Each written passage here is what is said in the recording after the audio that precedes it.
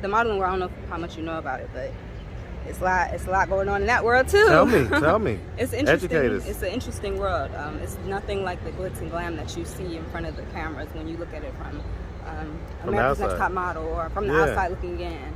A lot of people don't know what that world consists of, not just the modeling world. Well, let's get straight to it. Tell us what the worst parts of it are. You know, people out there, these girls. So, I mean, as a 14-year-old girl, what was some of the stuff that, you know, you may look back on and say, wow, you know, I got taken advantage of, or, you know, this wasn't right or whatever. Like, give me some. You know, I do have one particular moment that I always reflect on. Like, you know, that was a situation. I had a photographer reach out to me when I was in Chicago. What's up, YouTube? Man, it looks like things are heating up for summer 23. So stay tapped in. Now back to the content. What's up, YouTube? Atlanta Street Interviews out here with another one. So we got a young lady with us today. How you doing today, miss? I'm well. All right. Day started. Yeah, man. I'll tell you, it's a beautiful day. It's a little hot, but hey, it's a beautiful day. We're in the shade, so we're good. All right. So we actually met a few weeks ago. I caught you. You was walking down Marietta Street, and you didn't want to do the interview then, but you went on my page, got my info, and we got in contact, and so we're doing the interview now. Yeah. So how are you doing today, first and foremost? You know, I'm good. I'm just literally getting my day started. It's been a crazy few days, but that's just my life. Sometimes my life is a movie, but okay, well, we'll talk about it. So, all right, so are you homeless? I wouldn't say I'm homeless. Thank God I don't necessarily live on the streets, but my living situation it sucks. I'm looking for stability. I'm from Chicago.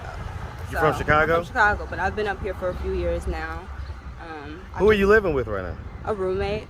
I'm Okay. gonna do one of those things if you're familiar with, like, a lot of people out here is entrepreneurs and actors, so there's these things called roomsters. Non-sponsored, but roomsters. I've used that kind of like saved my life from homelessness because, you know, I come from a big city to a bigger city where I don't really know people, and it's not easy out here. And so, I mean, how much does that cost? Close to $300 a week. $300 a week. Some people that's not expensive, but for me, I'm in the gig economy. That is expensive. That's like, that could be a day's worth of work. So, you know? So why do you say that your living situation sucks as far as it goes?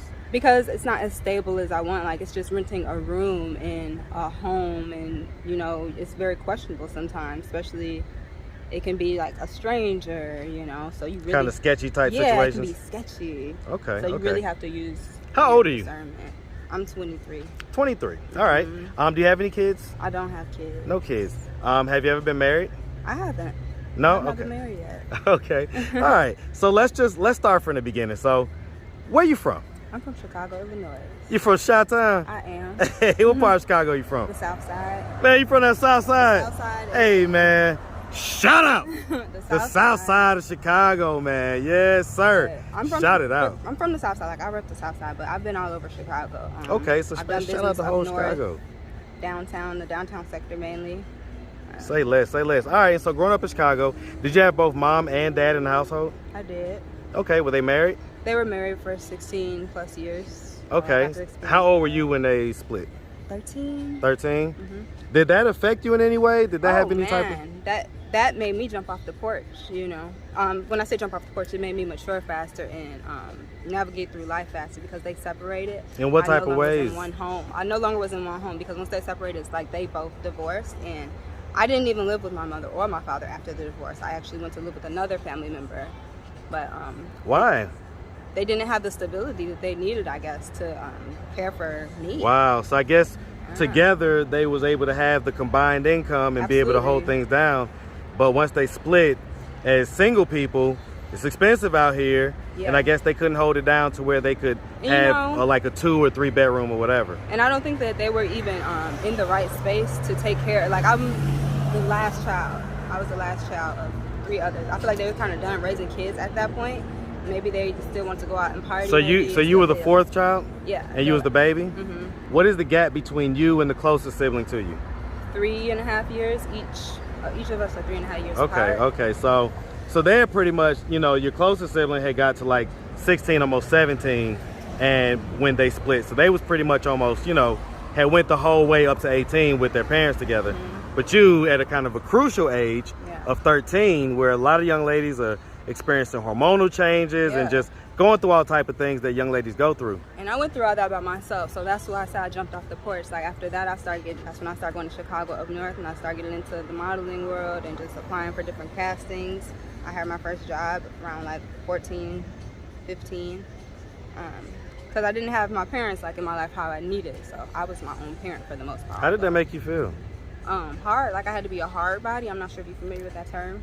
Like, have to be real strong. You have to be strong out here if you're a lady moving in the streets, so you don't. No soft girl era? Soft girl era, nah. Not for you? I mean, I try and live a soft life. You know, it's no era. I want a soft life all the way around. Okay, okay. All right, and so growing up, I mean, you know, I mean, would you say that you had like a fairly normal childhood? Normal? I don't know what normal is, so I don't think anything about my life is normal. Tell me about it.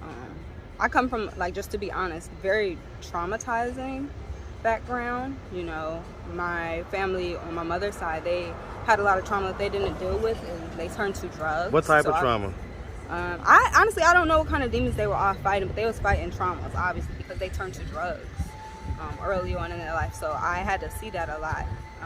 What type of drugs are we talking about? You know, I think I've seen people cook up coke before. It's like crack and... My auntie who took care of me is now on heroin. Like, it's a complete transformation to see someone all physically well, actually take care of themselves, not on drugs, to where they are now in my adult life, all on heroin, falling asleep on walls, and just really messed up out here. So that let me know that they really have been fighting some real dark times that they probably don't really speak about.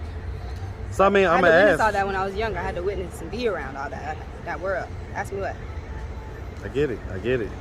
You I mean, I guess then I'm gonna ask. You know, did anything happen to you when you was younger?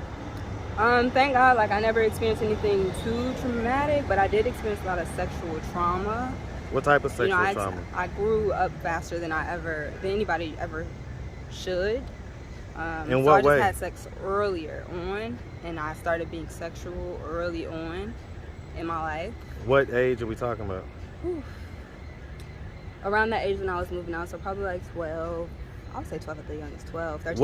What do you think it was that made you get into sex that early? Curiosity, and just having a sexual, I want to say oral place over me, because I was introduced to sex early on. How was just it? By, because I lived in a home with a lot of my cousins and shit like that, so we always would have parties. So a lot of other kids would come over too. So some people may have been more experienced than I was at that age. So that one, it ended up intriguing me. But I was welcomed into a sexual world where I became comfortable with At sex 12? early, yeah. And so well, that's when I started having sex. How old was like the guy that you was having sex with at Around 12? my age. He was maybe like 2 years older than me, so he probably like 14 at the time. Okay. I don't know if that's far out, but like 14 at the time. But that was like my first introduction to sex. And then I got in, to fast forward, once I started getting into the modeling world, because I was jumping off the porch and trying to get it out here on my own, my goal was to blow up as a model until I started doing my research and stuff. The modeling world, I don't know how much you know about it, but it's a lot going on in that world too. Tell me. It's interesting. Educate us. It's an interesting world. It's nothing like the glitz and glam that you see in front of the cameras when you look at it from America's Next Top Model or from the outside looking in. A lot of people don't know what that world consists of, not just the modeling world. Well, let's get straight to it. Tell us what the worst parts of it are. You know, people out there, these girls don't eat. They're forced to go on these gigs and live in these small little model homes, and they're not actually benefiting from it. They're barely even making money. They're not getting casting calls, and it forces them into depression a lot of the times, to where they turn to drugs. And then once they're no longer marketable, they're tossed into the streets, into the wolves, basically. Not everybody knows how to maneuver in that world. A lot of things are put in front of you, you know? So, I mean, as a 14-year-old girl, what was some of the stuff that, you know, you may look back on and say, wow, you know, I got taken advantage of, or, you know, this wasn't right, or whatever? Like, give me some. You know, I do have one particular moment that I always reflect on. Like, you know, that was a situation. I had a photographer reach out to me when I was in Chicago. At the time, of course, it was a paid job. We ended up negotiating a pay rate, and I went down to Chicago. It was his own studio, older, I want to say he was a German man. in his upper 50s, 60s. It was for a Golden Girls shoot. I'm not sure if you're familiar with that movie. Golden Girls. Yeah. Not the Golden Girls, but the Golden. Oh, okay, yeah, no, I don't know. Girl. You have to research it. It's a woman covered in gold. And he gave me like a whole storyline on it. And I was to be the Golden Girl. So I was a Golden Goddess. It was a nude shoot, but I was painted all gold. Okay. So this was like, what? Around that age, again, once I was still stumbling upon the industry, just figuring it out.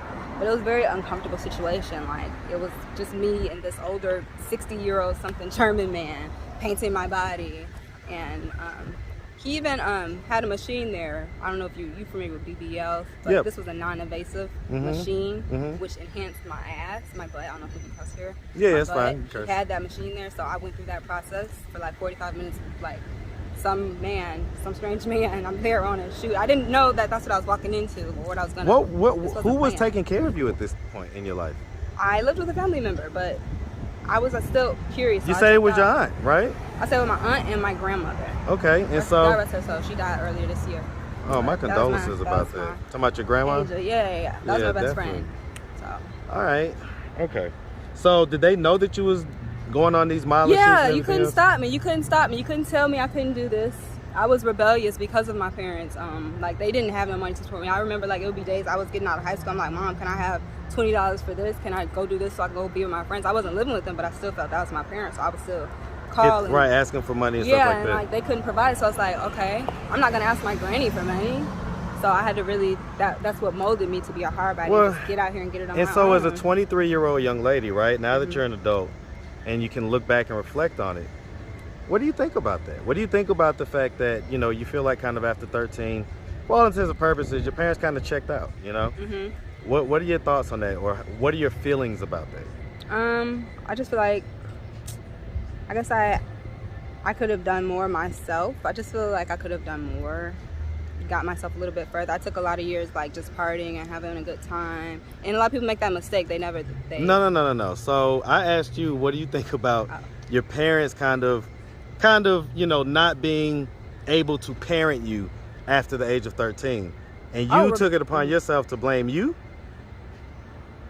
I mean, I blame them to a certain degree. I was rebellious. Like I said, I was rebellious against them, and that was my way of being rebellious, getting out here and getting on my own because I couldn't. Did you ever talk to someone about maybe how you felt about them divorcing? And no, not necessarily, to be honest. It's just something I kind of tried to mentally dissect on my own and kind of just. Yeah, see, you know, I broke up with the mother of my child about a year and a half ago, and you know, we made sure that we got counseling for our girls so that they could express how they felt, because they was very upset. Right.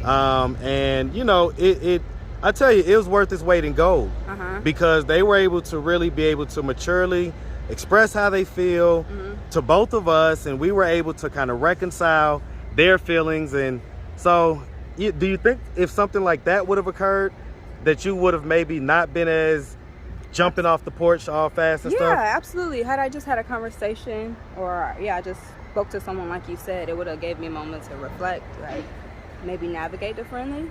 I thought about therapy, but I guess so much happens in life. I never took the time to actually do something like that. Okay. So you've been here in Atlanta for a few years.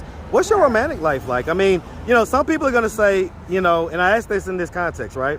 Some people are going to say, okay, this beautiful girl, are you still currently a model or a former model? I take gigs here and there. Okay, so, you know, and you look great, right? You're beautiful, you look like a model, right?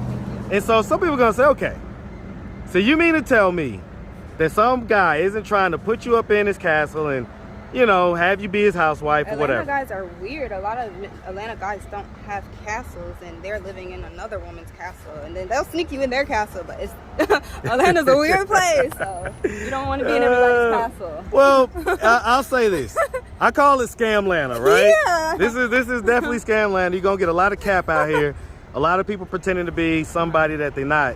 But that doesn't mean that there aren't still a decent number of guys that are getting it out here, that have, you know, resources and all type of stuff. You're saying that nobody has tried. So what's your dating life like? I would say, like, I'm not really dating currently right now. I'm just trying to get myself in a better situation to where I can be more of a partner to someone, you know?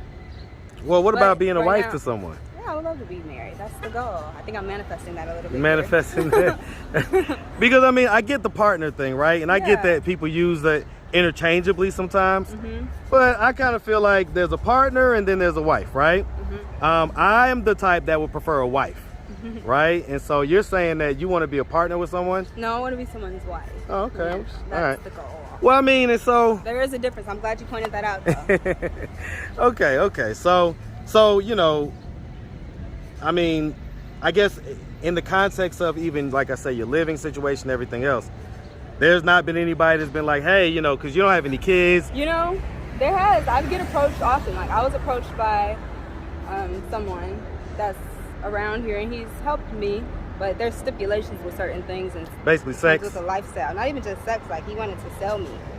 Like, Oh, he wanted well, to be he's my trying to pimp you, yeah. he wanted, and I ain't ever done nothing like that. You So did. that's It was all called I knew. modeling. Right. That's different. I'm like, it's in the same arena, but it's different levels. No, I to know. No, but when you had described like that model house and how they get depressed and don't really benefit, that almost sounded like pimping. I was like, wow, that's very similar what it sounds like when you describe it. See, I don't even know how pimping go. I thought pimping was dead, but it's not. Oh, no, pimping definitely is not I dead. thought it was dead. No. It I was is going awakened on to big that out truth, here. and- Well, okay, but besides pimps, you saying that nobody else has? Yeah, I mean, I actually got out of a relationship maybe like a year ago. I was housed there with him and with his family, which was great. You say him and his family? Yes. So it wasn't like just his spot alone? No, it was, you know how's that.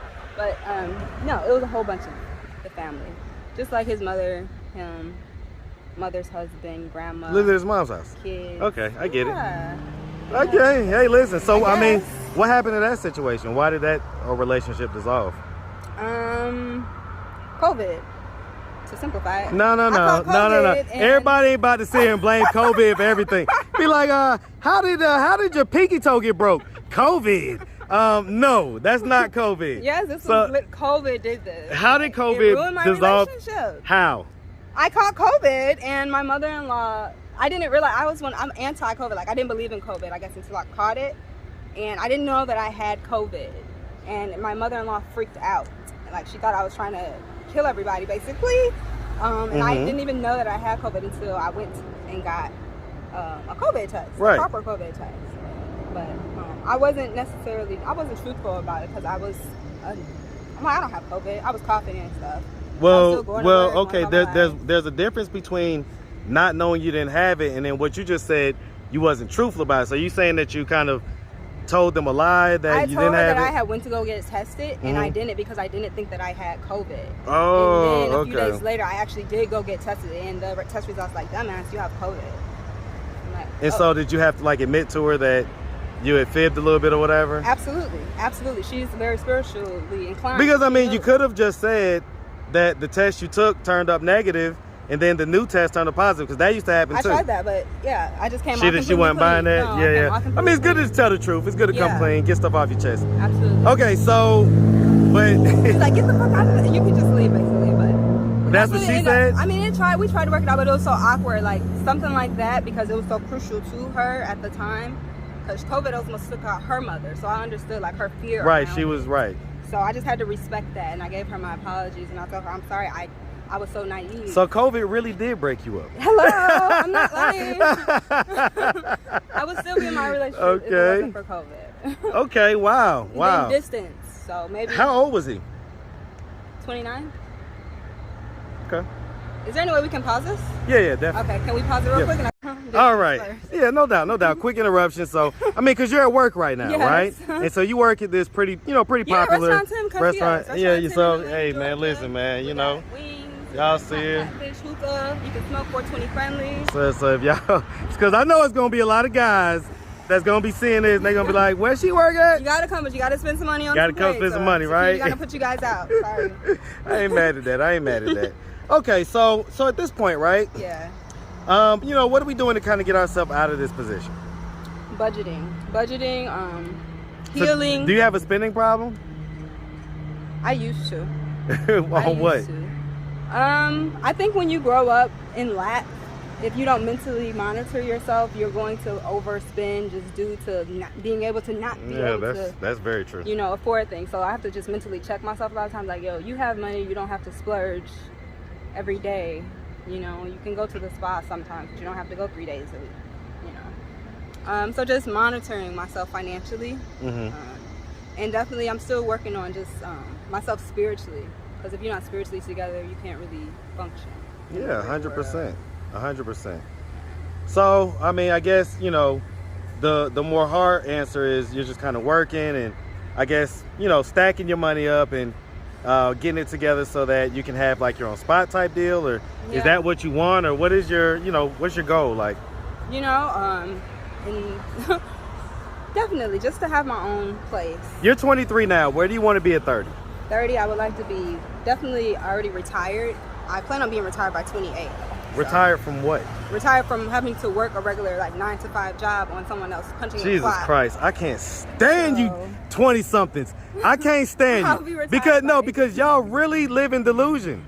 It's like, seriously, you live in Instagram social media land where you think that you could be the 0.01% of 20-somethings that actually can do that. It's possible. What? No. See, you're mixing up two different things, right? Yes, many things are possible, but is it probable? In other words, if 99% of 20-somethings, that's not the life that they live, then I'm not saying that you can't shoot for that, but honestly, what happens is if you set those type of lofty goals like that, and then you don't hit them, sometimes it makes you feel like you're behind or you're this, that's not the case.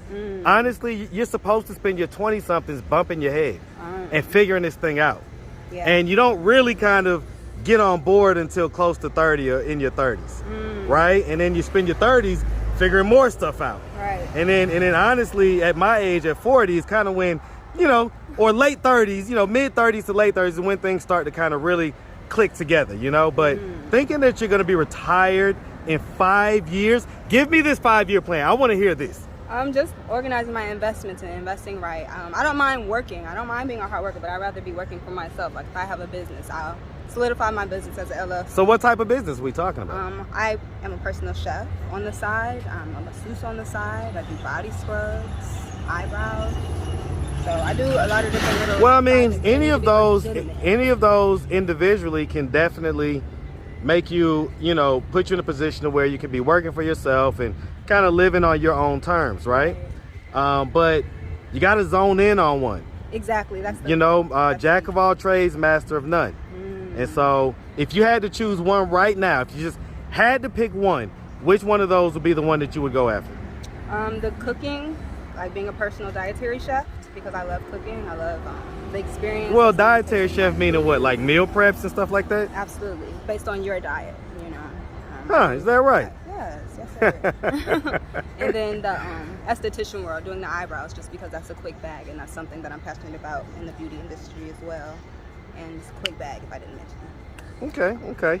Yeah, the meal prep stuff, my ex actually does that. Oh, wow. She's the reason why I still look fit. Decent. Yeah, she's the reason, you know. So yeah, meal preps is definitely a cool thing to do. So all right. Well, listen, we really appreciate you taking the time, answering all of our questions. Absolutely. If anybody out there wanted to reach out, help, or donate, do you have a way they could do that? Do you have social media, Cash App, anything like that? I absolutely do. I have a Cash App. What's your Cash App? My Cash App is Goddess Drip 007. Not Goddess Drip. Goddess Drip. Oh 007. boy. Okay, hold on. Can you see it, or should I turn up my? No, I got it. Goddess Drip 007. Not 007. You James Bond with it too. I'm glad you recognized. Okay. I ain't mad at it. Well, look, like I say, we really appreciate you, and definitely wish you nothing but the best out here. All right. Appreciate it. Thank you all. Make sure you have a good one. Leave advice in the comments. Let me know how I can hit $1 million. What investments do I need to make? Hey man, y'all hit her up in the comments. All right. All right. Y'all have a good one. All right. Thank you, sir. No doubt.